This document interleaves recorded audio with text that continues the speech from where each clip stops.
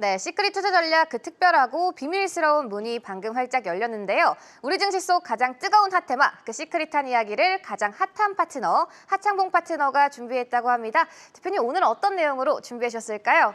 네, 오늘 다뤄볼 이야기는 아마 주식하시면서 이런 이야기 많이 들어보실 것 같습니다. 환율이 올라가면 장이 안 좋다 그러더라. 예, 지금 우리나라 원화 환율이 이제 1,470원까지 갔고, 또 최근에 가장 많이 나오는 다른 중에 하나가 아마 국제 금 가격이 맨날 올라간다, 네. 내일 올라간다, 급을 갖고 있는 금을 금두꺼비를 팔아야 되나 이런 이야기도 많은데, 오늘은 큰 관점에서 세 가지를 이야기할 거예요. 첫 번째는 우리나라 원화 환율의 어떤 전체적 흐름, 그리고 이제 글로벌 정치가 지금 많이 변동성이 큰데 과연 얼마나 더 변동성을 가져갈지, 과매도란 어떤 이슈를 봤을 때 어떤 현상이 벌어지고 있는지. 두 번째는 이제 금 이야기 조금 보태서 할 건데, 금 이야기는 사실 하는 이유가 금이 많이 가니까 앞으로 금이 어떨 것 같습니다 내용보다는 왜 금이 이렇게 많이 몰렸고 이것이 시장에서 의미하는 메시지는 뭘까, 그거 하나 하고, 세 번째는 제가 오늘 이제 메인 주제로 뽑았던 아마 우리나라 원화 환율이 조만간에 1,500원을 돌파할 것 같아요. 근데 미리 이제 결론부터 내드리면 설령 1,500원을 돌파한다고 하더라도 지나치게 걱정할 건 없다 관점으로 한번 풀어보도록 하겠습니다. 네. 오늘은 편하게 보시면 될 것 같아요. 우리가 주식을 하다 보면은 실제적으로 많이 빠지게 되면 이제 모든 후행 지표들이 밑으로 내려갈 겁니다. 그래서 미국의 CNN은 사실 미국 정시 어떤 시장의 어떤 사람들의 심리를 나타내는 탐욕 그리드 지수라는 걸 하나 보여주고 있어요. 공포 탐욕 지수라고 이야기를 하는데 약간의 후행 지표의 성격을 갖고 있습니다. 그래서 우리가 보게 되면 이 그림에 나와 있는 것처럼 자동차의 그 엑셀레이트 그 화면처럼 보이죠. 그래서 실제적으로 한 5가지 정도 구간으로 정해놨는데 지금 3월 말 기준으로 미국 증시는 극한 공포 상태에 있는 겁니다. 게이지가 한 22 정도를 보이고 있는데, 지난주에 미국 증시가 잠깐 반등을 했잖아요. 네. 나스닥이 18,000선까지 반등했는데 지금 이틀 만에 막 지금 또 난리가 났단 말이죠. 그래서 저 게이지는 지금 한때 29까지 올라갔다가 잠깐 내려왔는데, 그럼 이 표를 보는 이유는 다른 게 아니라 미국 투자가들도 지금 주식을 팔기 바쁘다는 거예요. 그리고 한편으로는 이 지표를 가지고 우리가 그럼 미국 증시가 지금 이 바닥이다 그렇게 논하지는 않습니다. 중요한 건 이건 하나의 현상을 좀 살펴봤고, 그럼 CNN에서 이 탐욕 그리드 지수를 만들 때 그냥 단순하게 게이지를 왔다 갔다 그러지는 않지 않겠어요? 총 7가지 지표를 가지고 하나의 이 공포 탐욕 지수를 만들게 되는데, 그 몇 가지 중에 하나만 보도록 하겠습니다. 제가 준비한 게 바로 이건데요. 우리가 그런 이야기를 많이 했습니다. 혹시 들어보실 건데 3월 한 달 동안에 대한민국에서 가장 핫하고 기분이 좋았던 주주분들은 S전자 주주분들이었습니다. 그렇죠? 삼성전자만 많이 올라갔으니까 오늘은 네. 많이 빠졌어요. 근데 미국도 마찬가지인데 우리가 그런 이야기 하지 않습니까? 지수는 올라가는데 내 종목은 빠졌단 말이에요. 네, 그렇죠. 근데 이것도 가만히 보면 미국의 이제 주가의 강도라고 이야기를 하는데, 미국 지수 기준을 놓고 봤을 때 52주 신고가와 52주 신저가의 비율입니다. 52주는 보통 우리가 1년을 말하거든요. 1년이 52주잖아요. 근데 이 그래프를 보게 되면 작년 10월 달부터 이렇게 계속 내려가죠. 그렇네요. 내려간다는 게 어떤 의미인가요? 52주, 그러니까 미국 지수는 실제적으로 2월 달까지 되게 견조했었어요. 여러분 네. 아시겠습니다만은 거의 다시 한번 신고가를 넘지 않을까 했었는데 깜짝 놀래 질문 들어와가지고 아주 좋은 질문이에요. 도대체 이게 뭘 의미하는 거냐 이야기 되면 미국도 우리처럼 거의 똑같다는 이야기입니다. 3월 접어들어서는 관세 이슈가 나오다 보니까 트럼프가 아메리카 이즈 백이라는 단어를 가지고 관세를 부과했는데, 실제적으로 미국의 주식, 미국은 하루에 S&P 기준으로는 보통 8,000개 정도 기업이 거래가 되는데요. 그중에서 쉽게 말해서 상위 10% 정도만이 강세고 나머지 종목들은 다 내려간다는 이야기예요. 그러면 우리나라 장 기준을 놓고 봤을 때 우리는 이게 코스피는 한 달 정도가 됐고 코스닥은 2달 정도가 됐습니다. 그게 뭐였냐 하면 코스피는 삼성전자, 코스닥은 알테오젠, 이런 기업들이 주가 지수를 잡아줬을 뿐 실제적으로는 미국 증시 결을 보더라도 이렇게 많이 봐야 되는데, 그래서 우리가 주식을 할 때는 제일 중요한 게 뭐냐 하면 나스닥 18,000, 코스피 2,500대 중요한데 항상 이렇게 신고가와 신저가의 비율이 내려가는 것보다는 올라가는 게 좋은 거겠죠. 왜냐하면 비율이니까 분자가 신고가잖아요. 항상 그러니까 앞이 분자입니다. 네. 뒤가 분모. 예. 이게 올라간다는 말은 쉽게 말하면 뭐냐 하면 분자가 올라가니까 신고가 치는 종목이 좋겠죠. 이게 내려간다는 말은 뭐냐 하면 대형주 몇 개 종목만 장을 잡아가고 나머지는 안 좋다는 이야기예요. 근데 지금은 아이러니하게도 이 비율이 내려가 있는 게 우리한테는 덕이 될 수는 있습니다. 오. 언제? 과매도 국면일 때요. 그래서 지금 과매도 이야기를 하다 보니까 이제 이런 상황 때문에 과매도가 왔는데 이거를 뒤집는 것도 결과적으로는 나중에 이제 우리나라 증시도 미국 증시도 시간의 문제일 뿐 이번 주든 다음 주든 저점을 찍지 않겠어요? 그런 관점에서는 항상 먼저 지수를 내렸던 대형주가 먼저 올라간다는 포인트를 한번 잡아보시면 좋을 것 같고요. 두 번째는 이건 조금 어려운다는데 이거는 사실 크게 상관은 없어요. 이게 뭐냐 하면은 풋콜 레이쇼라고 이야기를 하는데 미국 투자가들도 주식도 있고 옵션도 있을 겁니다. 옵션은 되게 레버리지가 높은 상품인데 풋콜이니까 이것도 똑같아요. 앞자리가 분자, 뒷자리가 분모비다. 그러니까 풋콜 레이쇼가 지금 미국 기준으로 놓고 봤을 때 25년도 연초 기준으로 0.6 정도 있다가 0.8까지 올라간 거거든요. 그럼 이걸 뭐를 말하는 거냐? 미국 투자가들도 트럼프가 관세를 부과한다고 하니까 실제적으로 내려가는데 베팅을 많이 하는 거예요. 근데 일시적으로 한 가지 특징은 또 이것도 있어요. 이게 지금 가파르게 올라갔잖아요. 네. 그럼 가파름의 다음은 뭐겠습니까? 가파르게 떨어지나요? 그렇죠. 가파르게 올랐으면 가파르게 떨어질 수도 있는 거고 가파르게 오르게 되면 가파르게 올린 상태에서 행보도 하게 되는 겁니다. 그럼 이게 후행 지표의 성격을 갖고 있지만은 중요한 거는 미국 증시도 물론 누구도 저점을 논할 수는 없지만은 일시적으로 많이 급락을 했기 때문에 이 지표를 본다고 하더라도 극한 피어 공포 구간에 있지 않습니까? 그러면 지금은 뭐 이게 우리가 어디가 저점이다. 엔비디아가 지금 100달러 초반에 간당간당하고 있거든요. 근데 그런 관점에서 단기 투자가는 그 저점을 잡기 위해서 노력을 하겠지만은 중장기 투자가들은 오히려 이러한 데이터를 본다면 내가 어느 정도 인터벌만 가져간다면 주식을 매수할 수 있는 좋은 기회도 올 수가 있어요. 그게 생각보다 그래서 많은 투자분들이 제일 힘들어하는 게 뭐냐면 빠질 때는 같이 빠집니다. 뭐 오늘도 코스닥 종목은 한 1,500개가 내려갔거든요. 그럼 내려갈 때 지수를 잡으려 할 때는 실제적으로 지수를 먼저 사는 전략이 하나 있고 두 번째는 우리가 말로만 하던 분할 매수를 실제적으로 적용할 수가 있습니다. 그런 데이터를 한번 보시면 좋을 것 같아요. 그래서 이거는 지금까지는 미국의 현상인데 그런 관점에서 놓고 보면 확실히 미국도 벌벌벌 떨고 있다. 예, 지금 짐 싸서 미국 가봤자 별 볼 일 없다. 어제 그런 이야기 많이 드리고 있지 않습니까? 그러면 두 번째 이야기를 잠깐 이어서 해볼게요. 그 돈이 다 어디 갔을까요? 네, 분명히 은행에 넣지는 않았을 거고, 네, 돈이 최근에 많이 몰려 있는 데가 금이란 이야기를 많이 하는데, 근데 그게 정말 금으로 돈이 많이 간 건지, 아니면 거꾸로 금 선물의 가격이 일시적으로 오버슈팅된 건 아닐까? 구분도 잠깐 해볼 수 있거든요. 자, 자료를 하나 볼까요? 생각보다 미국은 다 갖고 있습니다. 이거는 24년도 기준으로 전 세계 금 보유량입니다. 물론 이제 이 자료는 중앙은행 자료이기 때문에 실제적인 자료와는 조금 오타가 있을 수가 있는데 파란색이 이제 미국이에요. 한 8,100톤 정도를 갖고 있다고 합니다. 부럽네요. 네, 중국이 그래요? 왜 갑자기 저를 보세요. 저는 한국 사람입니다. 네. 그리고 이제 독일도 많아요. 독일도 보니까 제가 보니까 데이터로 봤더니 3,000톤 정도 있고 중국은 생각보다 좀 많을 줄 알았는데 중국은 대표적인 중국하고 인도는 대표적인 금 소비량 국가입니다. 그러니까 소비라는 게 이제 뭐 기금속으로 사용하는 것도 있고 산업재로 쓰는 게 있고 일본도 꽤 많아. 일본이 보니까 8위 정도 합니다. 미국의 한 10분의 1 정도? 한 800톤 정도가 있다 하는데 여기서 잠깐 퀴즈까지는 아닌데 네. 과연 한국은 금이 얼마나 갖고 있을까요?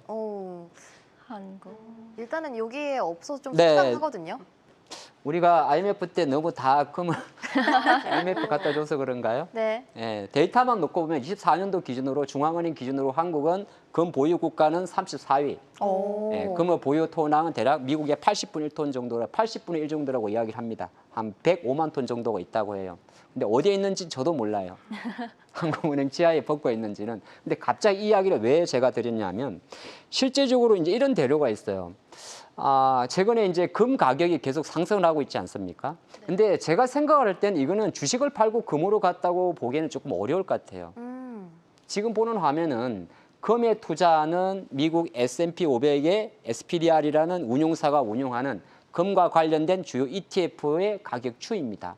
계속 올라왔어요.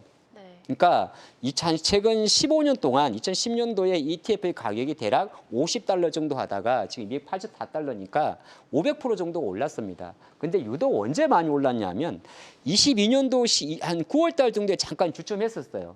이때가 어떤 때냐면 미국이 급속도로 이제 긴축을 강화하다가 우리나라 주가 지수 기준으로는 2150포인트를 형성했던 최근 이전의 저점 구간인데 그 이후부터 사실은 많이 올랐어요.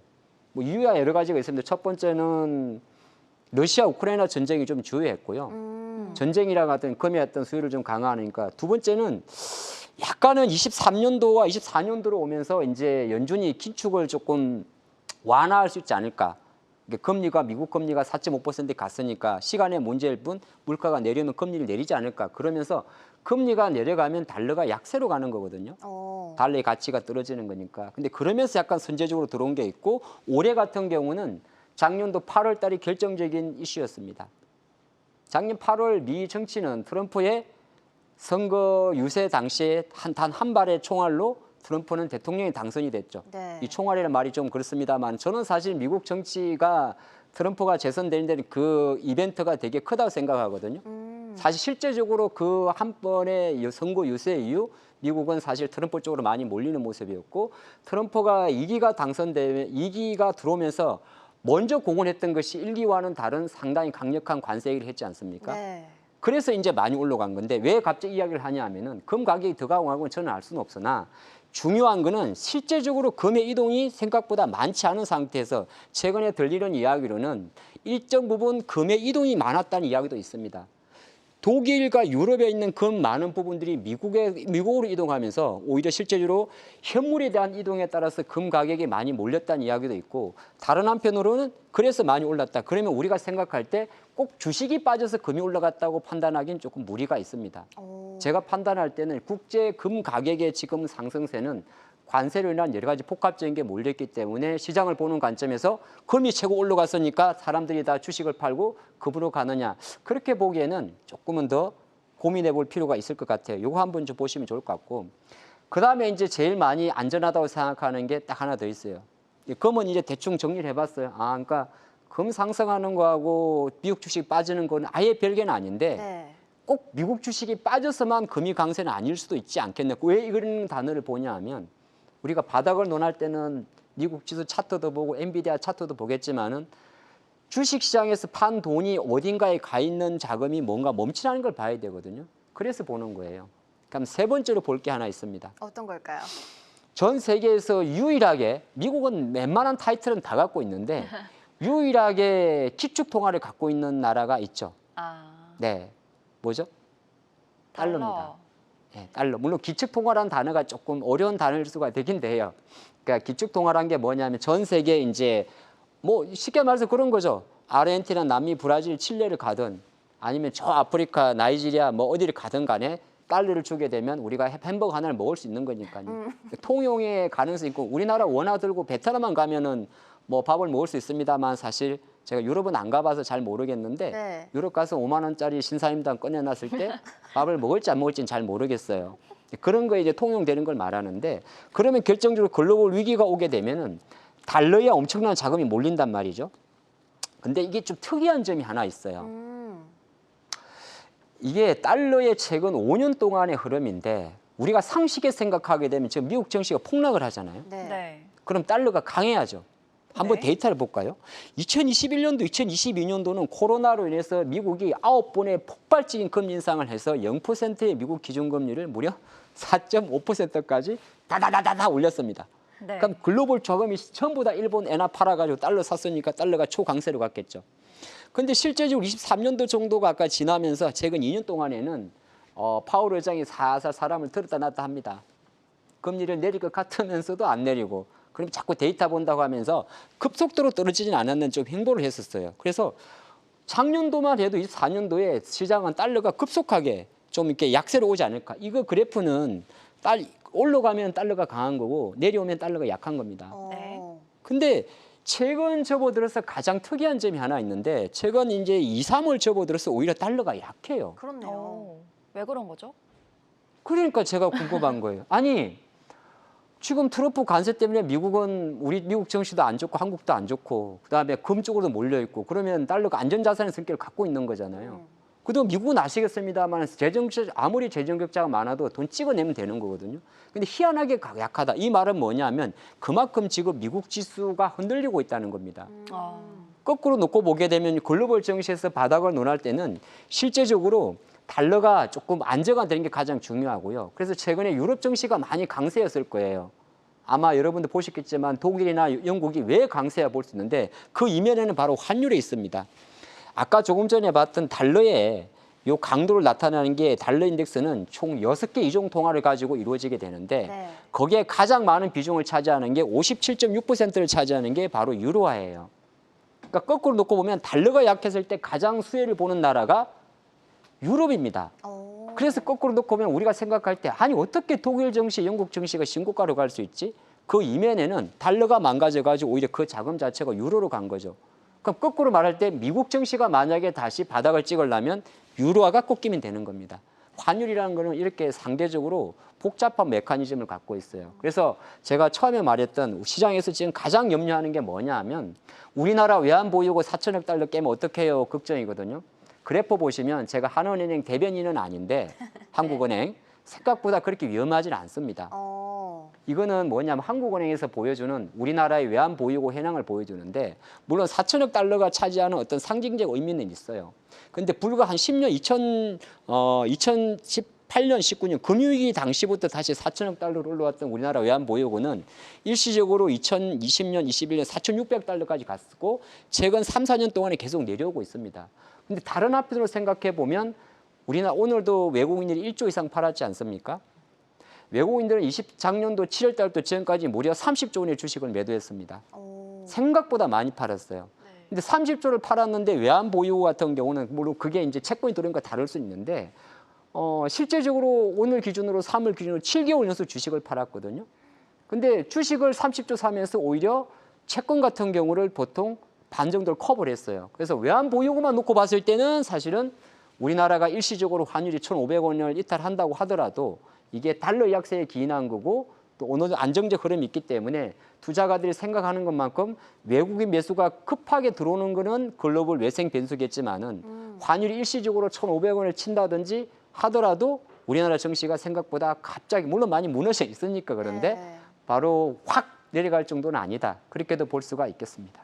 알겠습니다. 이렇게 첫 번째 테마 환율에 대한 이야기 나눠봤고요. 이어서 계속해서 두 번째 테마를 만나보도록 하겠습니다. 오늘의 두 번째 테마는 어떤 주제일까요? 원래 환율 이야기하면 되게 어려워하세요. 근데 환율도 모르면 또 알면 주식하는데 도움이 되기 때문에 좀 좋을 것 같고 오늘 두 번째는 좀 편하게 가죠. 네. 예. 일산에서 매년 하는 행사가 하나 있습니다. 일산 킨텍스에서 진행하는 서울 모터쇼. 예, 지금은 이제 서울 모빌리티 쇼라고 하는데 4월 4일부터 진행을 하게 되고요. 역사는 1996년인가 8년부터 시작했으니까 한 벌써 30년 정도가 되는 것 같습니다. 이 정도 진행이 됐고 이번 모빌리티 쇼 같은 경우는 사실 입장료 있습니다.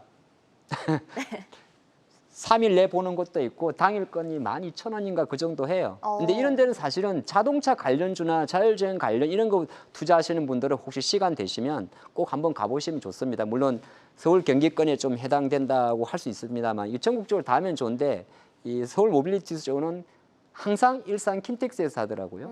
예, 아무래도 거기가 좀 공간이 큰가 보죠. 서울 코엑스보다는. 자동차님. 가실 예정이신가요? 저는 이런 걸 좋아해가지고 잘 가봅니다. 예, 가보면 뭐 사실 저는 차를 되게 좋아하는 성격이 있어서 가보는데 한번 보도록 하죠. 네. 미리 보기 하도록 하죠. 우리가 안 가봐도 TV로 볼 수 있어요. 너무 좋습니다. 네, 크게 카테고리가 2개 정도가 있어요. 2개 정도가 있는데 하나가 뭐냐면은 육상, 해상, 공군, 모빌리티라는 부분이 하나 있고요. 요거는 이제 UAM이죠.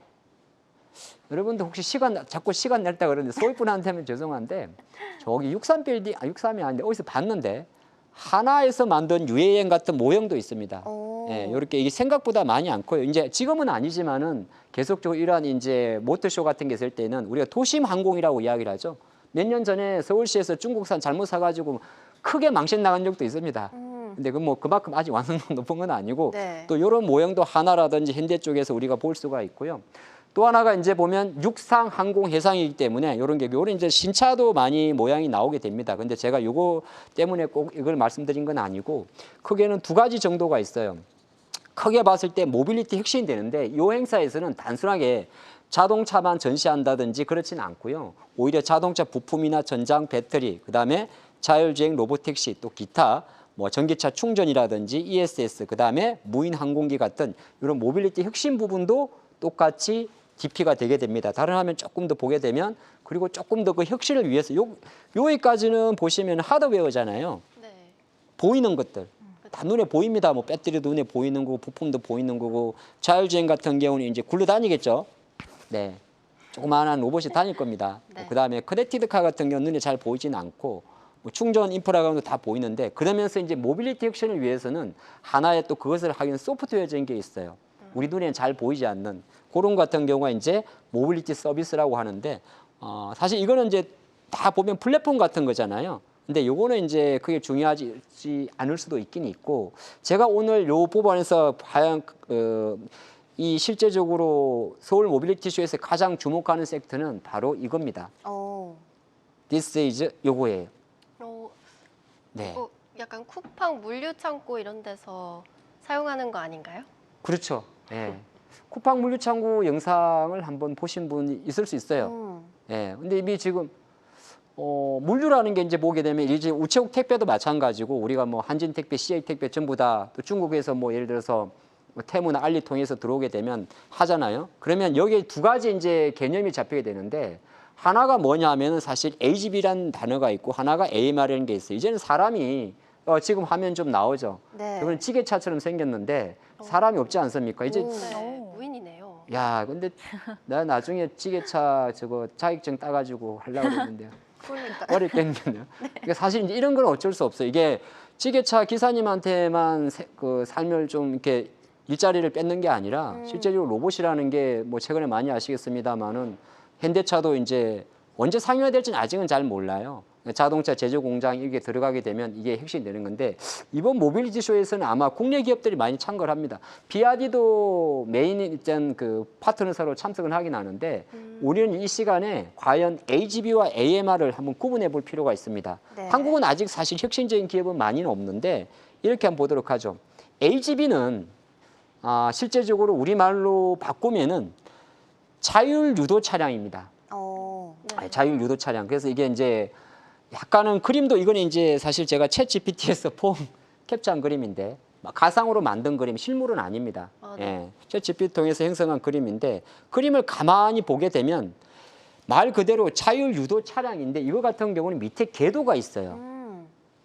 그러니까 우리 밑에 정해진 루트대로만 다니는 겁니다. AGV 같은 경우는. 근데 아까 봤던 이제 쿠팡 물류 이런 로봇 정도에 어느 정도 AGV 같은 건 있어요. 이 친구 같은 경우는 이미지상으로는 밑에 궤도가 없지 않습니까? 네. 네. 꼭 궤도만을 말하는 게 아니라 실제로 어떤 방식으로 구현이 되냐면 세 가지 정도 방식으로 구현이 된다고 이야기를 합니다. 그 위에 놓게 보게 되면은 바닥에 뭐 설치 테이프가 있을 수도 있고요. 또 하나가 보니까 QR 코드 또는 반사경을 통해 가지고 정해진 루트로만 다닐 수가 있습니다. 그러면 이제 단점이 뭐냐 하면은 장애물이 있을 때 제가 모르고 이 앞에 기다가다가 내가 만약에 지나갔을 때 얘가 나를 칠 수도 있어요. 네. 피하지는 못하나요? 그 정도로 똑똑하진 않아요. 그냥 정해진 루트대로만 많이 왔다 갔다 합니다. 그리고 또 하나가 뭐냐면은 그러니까 이건 약간 정해진 창고 내에서만 움직이니까 물론 이게 필요한 것도 되게 많아요. 아까 물류 로봇 같은 경우는 예를 들어서 아시겠습니다만 이게 꼭 필요 없는 건 아니고 공장 같은 데는 이게 꼭 필요합니다. 굳이 자율주행으로 갈 필요가 없고 정해진 루틴에 따라서만 움직이면 되는 거잖아요. 네. 그런 관점을 한번 보시면 좋을 것 같고 우리가 조금 더 나서가 테슬라 얘기하면 AMR이라는 것은 실제적으로 자율주행 이동 로봇입니다. 굉장히 귀엽게 생겼네요. 요것도 챗 GPT가 도와준 겁니다. 세상은 이렇게 우리가 방송용 화면도 GPT가 다 만들어줘요. 실물은 아닙니다. 네. 이제 이미지 영상을 위해서 이제 준비한 자료인데 요건 딱 보게 되면 로봇처럼 생겼죠. 네. 그러니까 로봇의 3대 요소가 하나 있습니다. 인지, 판단, 제어라고 하는데 네. 인지라는 게 결과적으로 눈이거든요. 그러니까 센서와 카메라와 라이다가 있습니다. 예, 그래서 이제 AMR로 넘어가게 되면은 실제적으로 자기 마음대로 왔다 갔다 다니고 가장 좋은 거는 이제 장애물이 있을 때 쉽게 말해서 피해 다닐 수가 있고 사람이 지나가면 알아서 피해갑니다. 피해갈 수 있고 또 하나가 유연성이라 그래가지고 되게 좋아지겠죠. 종국에는 AGV의 사용은 AGV대로 많이 가겠습니다만은 AMR의 이슈가 가장 크죠. 근데 최근에 이제 이런 기업들 중에서 여러분들 로보티즈라는 기업 혹시 들어보셨어요? 네. 네. 최근 1, 2조 내에 가장 우리나라 상장사 중에서 핫했던 기업입니다. 안 좋은 쪽으로. 물적 분할을 한다고 하니까 주가가 급락을 했었거든요.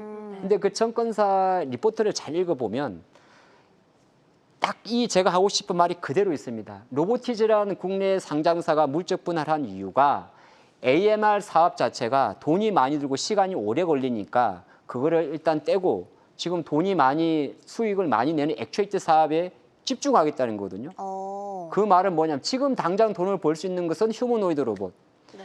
AMR로 대변되는 자율주행 로봇 같은 경우는 아직은 오랜 시간이 걸리고 지금 제가 말씀드렸습니다. 말 그대로 AGV는 조금 전에 봤던 AMR은 조금 전에 봤던 그 AGV보다는 당연히 비용이 많이 듭니다.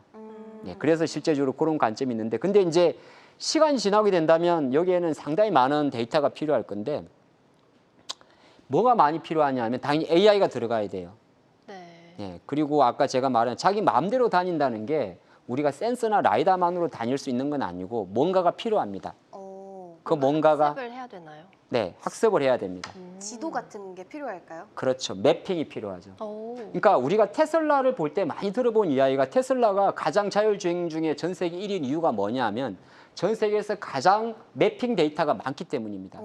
지도를 말하는 거죠. 네. 테슬라가 중국에서 시작하면서 바이두와 협력한 이유도 똑같은 거예요. 그럼 결과적으로 무슨 말이냐면 자율주행이라는 거는 지금 당장 관점에서는 상용화 안 되지만 이게 어느 정도 상용화 되는 관점에서는 모든 기존의 AGV를 다 덮어버릴 수가 있는 거고 그게 자체가 아마 다음에 혁신이 올 겁니다. 그래서 국내에도 생각보다 이렇게 많은 기업들이 준비를 하고 있어요. 근데 지금 당장 이 기업들을 투자할 필요는 없어요. 로봇이 움직이기 위한 근육의 역할을 하는 파워 트레이닝이 있을 거고 눈의 역할을 할 건 카메라나 센서가 있을 겁니다.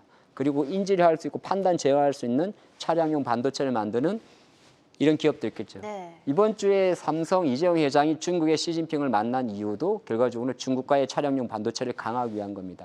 지금 시장 때문에 움직이지 않겠지만 그리고 아까 봤던 AGV와 조금 연결되는 공장이 되는 기업들도 많이 있어요. 그래서 이런 기업들 같은 경우는 실제적으로 지금 당장 투자하지는 않을 것 같아요.